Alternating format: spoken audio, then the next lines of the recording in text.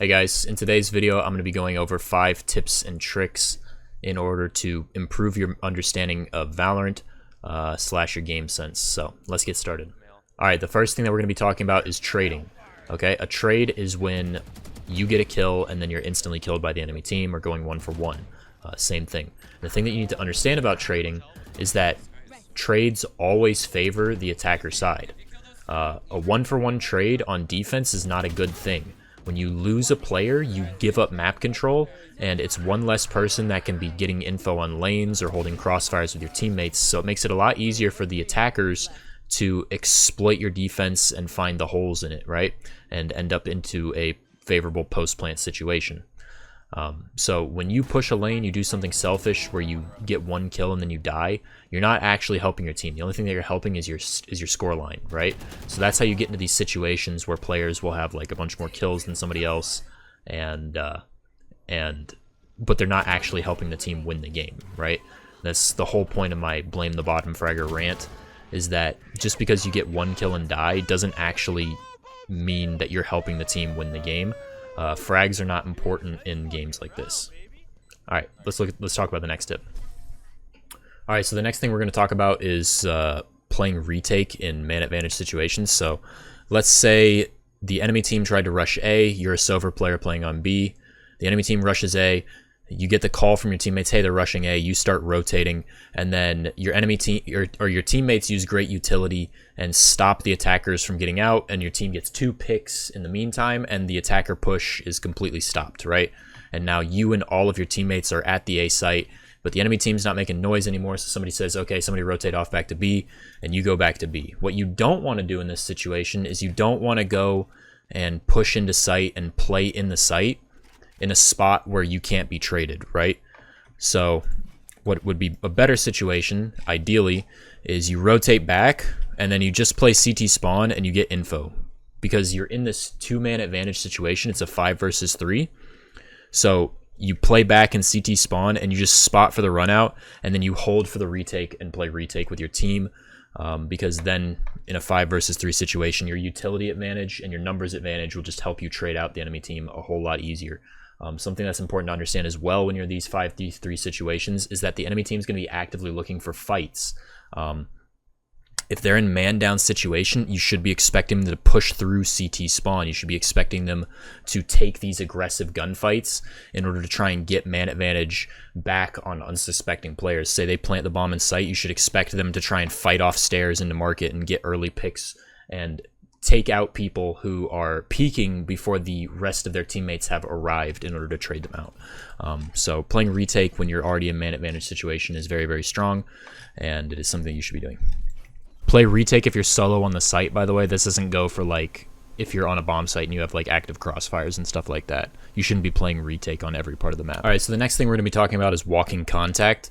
And walking contact is basically when you don't use any utility. You're not running, you're not making any noise, you're literally just walking into the bomb site and trying to catch the enemy off guard with their utility out, right? So sometimes when it is good to walk contact would be in situations where you are either like man down or it's like an even situation and you've spread the map on the defense. So say it's a 3 versus 3, and generally I think when you play like a 3 versus 3 in this situation, the defenders, depending on when you got the picks and how they've rotated, but generally there will probably be like 1 guy on C site and then like a guy in link, and then probably like somebody playing retake on A or something like that. But the strength of walking contact is that this guy who is playing on C still is probably holding an angle that is fairly passive, and he's waiting for you to use utility to announce that you're coming into the site. So a lot of the times what I like to do in these situations is I'll just say I call to walk contact C long. You basically just come up C long and you just literally walk into the site, clearing as much of it as you can, looking for the enemy player. And when you see him, he's probably not going to be ready for somebody to be in his face like this, because he's expecting you to use utility to announce that you're coming into the site, so that he can call a rotate. But instead you walk in, you take the straight up gun duel, which is favorable to you. Not necessarily, it's not favorable in the sense that it's easier for you to win, but it's favorable in the sense that it gives you a better chance of winning the round, because you're at a utility disadvantage because you're in a man down situation, right? So if you're able to walk contact, get a pick on the guy in sight, and then play the post plant, that does a couple of things. It makes it so that you get more map control without them suspecting it. They can't timing utility off of your utility, and also it slows the rotate down from the other team, because instead of them hearing, oh, they're Sova darting, they're nading C, they're coming C, rotate, rotate, rotate, you just walk in, get the pick, and then play your post plant. So that's what walking contact is, and that's the situation that I would use it in. Fun reminder that I stream every day from 9 a.m. to 3 p.m. Eastern Standard Time on Twitch. Check out all this incredible content that you're missing out on. One CT, one heaven. Revealing area. One enemy remaining. I'm backing up. Oh my pumper? I'm 36 HP. Oh my lord, I'm so young and youthful. Carry me, please. Please, keep carrying me. Pumper, do you want to come over? Yeah, I would love to. Do you want to cuddle? Alright, so the next thing that we're going to talk about is counter utility and utility timings. So here's a very common setup that is used in like high level play or like pro play. Is they will have like, say, an alarm bot if they have Killjoy, or like a tripwire in B heaven, and then they'll have a flash character, either like Breach or Omen or somebody, playing either like backstairs or on Rafter here. And what happens is that the Omen will wait for this alarm bot to go off, and then he'll flash B heaven. So if you're trying to do plays where you're just going fast and you're playing basically full util versus full util situations on attacker side, and you're getting hard countered, something that you're going to want to start doing is you're going to want to slow down the pace, and you're going to want to play so that the CTs can't use counter utility, basically. So in a game of Valorant, a lot of the time, like, the best time for defenders to use their utility is in response to attacker utility, right? Because it's a clear giveaway that the push is coming through. So say you Omen flash up B heaven, the perfect time for them to Omen flash is right after your Omen flash goes off, and then they counter your peak, right? So you need to slow, if you're getting hard countered like this and your pushes, you need to slow it down, break the utility that is alerting them to your position, or just not use your utility at all. This is sort of akin to walking contact that I just talked about.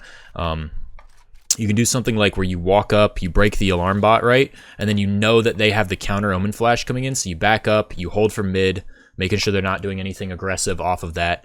And then afterwards, now that they don't have this reactive utility or this this informational utility up or online, now you can just walk contact into sight, get close, and then you can use whatever initiator utility you want once you're close, or you can just take the contact fight and try and overwhelm them with numbers. So that's something that you should understand when thinking about the way that utility plays out in these rounds.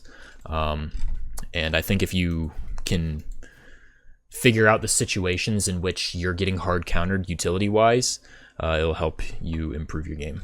So let's talk about the last tip. All right. So last but not least, we're going to be talking about playing against ecos. An eco is when the enemy team is like saving because their economy is bad. Hence the name eco round. It's also known as like a thrifty round if you're able to win it with the little pop-up screen at the end. But the thing that you need to understand about ecos is the strengths of the guns that people will be buying, right? So especially on split, shotguns are very cheap, very affordable, especially on eco rounds, and they're very, very strong on split. So something that you should understand is that is the places in which shotguns are the strongest, which is close quarters and in crossfires, right? So if you want to play out an eco round on split, something that I like to do is to set a rule for my team. Hey, don't go past this line. Just come into mid, show presence mid, show that we are fighting mid, make them use some counter utility, right? So say they have a sage wall or slows, you force that utility out of them, but you don't actually push up and get into their face, right? Because when you push into these ranges right here, you leave yourself exposed to getting judged close up or just overwhelmed by like a stack. So something that I like to do is if I'm playing split, for example, I like to have my Raze player save their utility, or like my Cypher player save their camera, and we show presence mid. Don't push into shotgun range. If the enemy team wants to ego peek mid with deagles, I'll take that fight all day long with a rifle, right? If they want to swing with a deagle into mid and we have 2 or 3 people in mid with rifles, I'm perfectly fine with taking that fight. And then you regroup after forcing some utility out, and you use your informational utility, which there's a lot of in this game. It's very, very strong. You use your informational utility in order to clear out like close angles and figure out where the enemy teams are playing on sites. So something you can do is you can like boombot off of that to make sure nobody's playing close left.